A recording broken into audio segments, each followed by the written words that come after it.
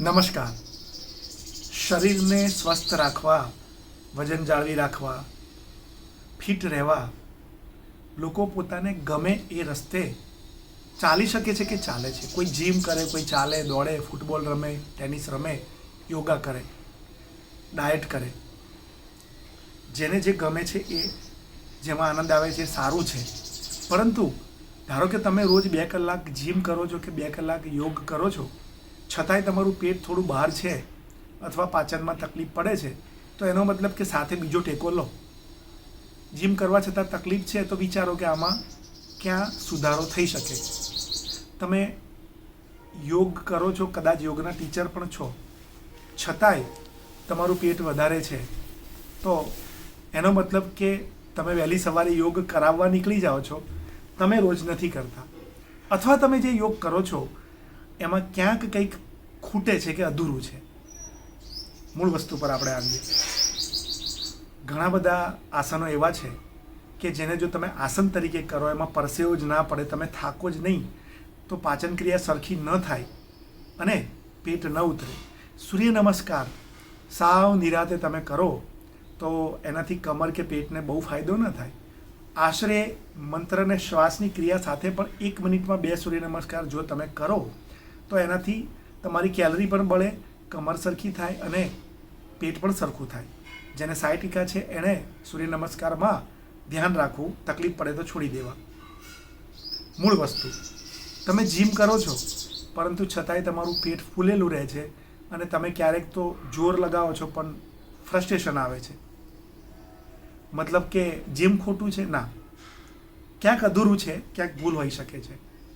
એક ભૂલ હોઈ શકે ડાયટમાં, કારણ કે વધારે પડતું વજન ઉચકનારા અથવા કેવળ જીમમાં માનનારા ઘણા લોકો પ્રોટીન પ્રોડક્ટ લેતા હોય છે અથવા ખોરાકમાં વધારે પડતું પ્રોટીન લેતા હોય છે.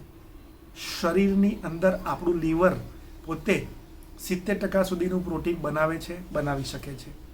એટલે પહેલું એ સમજી લો કે બધું પ્રોટીન બહારથી લેવાની જરૂર નથી. બીજું, સામાન્ય સંજોગોમાં જે કાંઈ પ્રોટીન માટેની આટલી બધી ચારે બાજુ માથાકૂટ ચાલે કે ડરે છે લોકો, એનું રીઝન છેલ્લા 40થી 50 વર્ષથી પ્રોટીન પ્રોડક્ટ વેચનારી કંપનીઓની માર્કેટિંગની સ્ટ્રેટેજી છે. ચારે તરફ એ લોકોએ એવી હવા ફેલાવી છે વિજ્ઞાનની અંદર ઘૂસીને પણ કે શરીરને વધારે પ્રોટીન જોઈએ. પરંતુ વધારે પ્રોટીન લેવાથી યુરિક એસિડ વધે તો હૃદય બગડે, વધારે પ્રોટીન લેવાથી નાઇટ્રોજન છૂટો પડે તો પેટ ફૂલેલું રહે, ગેસ વધે, પિત્ત માથે ચડે. પ્રોટીન એ શરીરની ઈંટો છે. આપણા શરીરને કેવળ ઈંટોની જ જરૂર છે કન્સ્ટ્રક્શન માટે? રેતી, સિમેન્ટ, ઈંટો, પાણી બધાની જરૂર છે ને? અને યોગ્ય એન્જિનિયર કડિયાની ટીમની જરૂર છે. ટીમ તો અંદર છે, મેઇન માણસ આપણે છીએ. તો એ વધારાનું જે પ્રોટીન છે એ પ્રોટીન પર થોડો જરાક પોઝ લઈને, તમારું 80 કિલો વજન હોય અને બહુ વજન ન ઉચકતા હોય તો હમણાં 120 ગ્રામ પ્રોટીન લેતા હોય તો પહેલાં 100 પર આવો, પછી 80 પર આવો અને 80થી જ ચલાવો. આટલું કરવા માત્રથી જ તમારું જે પેટ ફૂલેલું છે અડધું અંદર જતું રહેશે. આટલું કરવા માત્રથી સવારે જે તમને વાર લાગતી અને બેસી રહેતા એમાં ફરક પડી જશે. અને જો પ્રોટીનથી ખરેખર સરખું રહેતું હોત તો એવું વિજ્ઞાનમાં આવે છે કે વાળને પ્રોટીનની જરૂર છે. હમણાં એક ફિલ્મ સ્ટારના વધારે પડતું પ્રોટીન લેવાથી વાળ જતા રહ્યા. જવાબ નથી ને? કારણ કે જરૂર કરતાં જે વધારે નાખો છો એને બહાર કાઢવાના ચક્કરમાં શરીરની આખી પાચન પ્રણાલી ખોરવાઈ જાય છે. એટલા માટે જ આપણે ફિટ રહેવું છે, પરંતુ જે કાંઈ બધું છે એમાં આપણે કરીએ છીએ સિવાયનું બધું ખરાબ છે એવું માનવાનું પહેલાં છોડી દઈએ. જેમ કેટલી બધી થેરાપી છે, એલોપેથી, યોગ, યુનાની, સુઝોક, આયુર્વેદ, નેચરોપેથી, પરંતુ દરેક થેરાપી સંપૂર્ણ થોડી છે, એના લિમિટેશન્સ છે. તો એ સમજીને જો આપણે ચાલીએ અને પોતાને જીવવા માટે ટેકો લઈએ, એમ જ આ બધી આપણને સાજા રાખવા માટેની પદ્ધતિઓ છે. મૂળ વસ્તુ યોગ પર આવીએ. દર્દીઓ આવે, ટેબલ પર બેસે અને આપણે પૂછીએ કે સાહેબ યોગ કરો છો? એટલે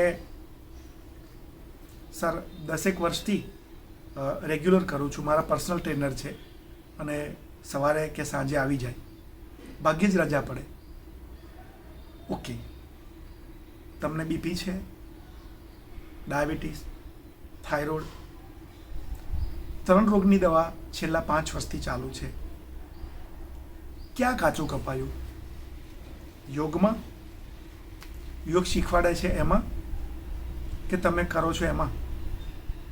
જો યોગ શિક્ષક કે યોગા ટ્રેનર હંમેશા એવું વિચારે કે હું જેને કરાવું છું એને હું મહેનત કરાવીશ ને ક્યાંક તકલીફ પડશે તો મારું આવવાનું બંધ થઈ જશે, તો જે પરિણામ આવે છે એ પરિણામ સ્ટેગ્નન્સી પર આવી શકે.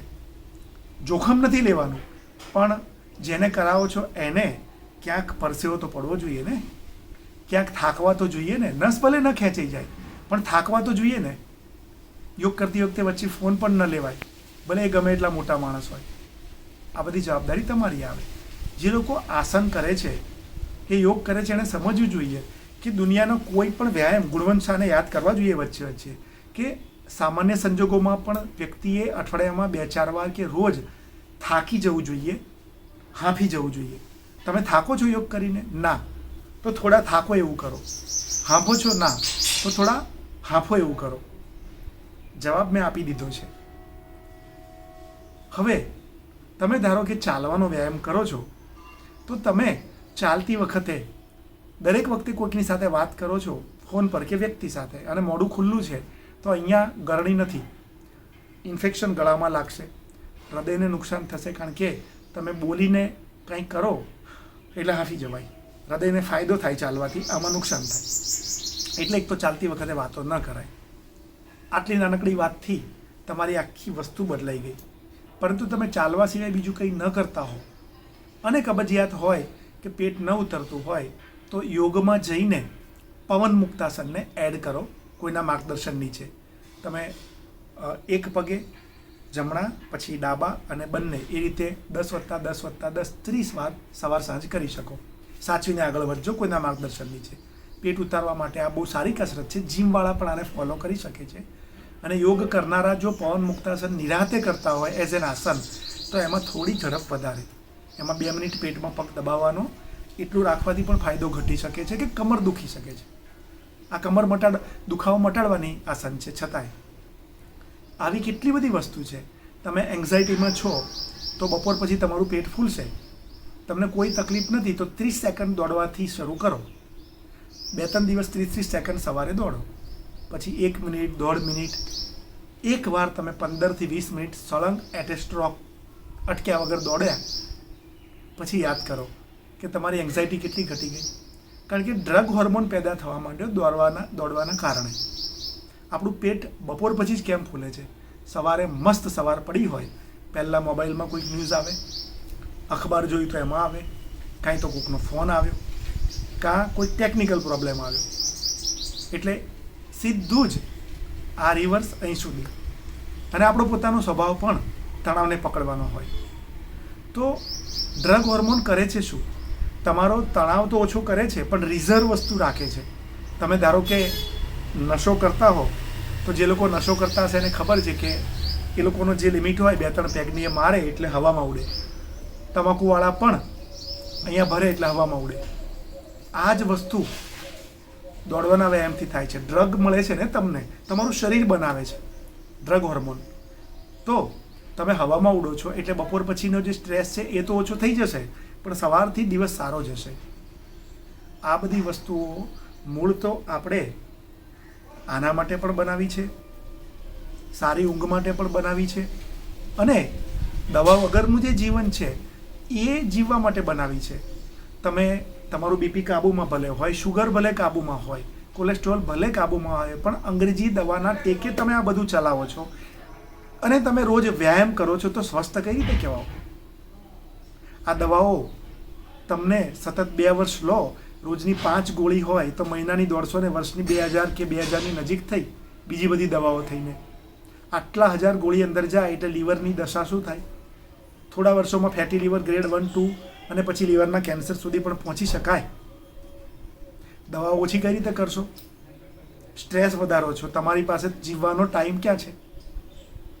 આપણે જ આપણું સામ્રાજ્ય એટલું ફેલાવી દઈએ તો પછી દવાઓનો ટેકો લેવો પડે. તમે માત્ર વ્યાયામ કરવા માટે 2 કલાક કાઢો એનો મતલબ થોડો એવો છે કે તમે બરોબર જીવો છો. ના, સ્ટ્રેસ જે છે ફોન પર બિઝનેસનો કે એક્સપાન્શન વધારે કર્યું છે એનો કે કામમાં પહોંચી નથી વળતા, એ આરોગ્યને બગાડે છે. અને આજથી જ તમે એની શરૂઆત કરશો તમારું જે પણ નેટવર્ક છે એને, તો આવનારા 3 વર્ષની અંદર તમે એનો કંટ્રોલ કરી શકશો. એક દિવસમાં આરોગ્ય નથી મળતું, એક દિવસમાં, કારણ કે હું તમારો બિઝનેસ નથી ચલાવતો, મેં તો તમને ખાલી એક સલાહ આપી દીધી, પણ આ સલાહ માનો તો આજથી નુકસાન થાય. એટલે વાત શું છે કે જે કંઈ હું આપવાનો પ્રયત્ન કરું છું કે બીજા વિડીયો જુઓ છો એનો સરવાળે સાર એ છે કે તમારા કામનું ગ્રહણ કરો, ન ગમે તો એને દૂર કરો. પણ એક જ વાત, તમે પણ સ્વસ્થ અને મસ્ત રહો અને બીજાને પણ સ્વસ્થ અને મસ્ત રાખો. આભાર.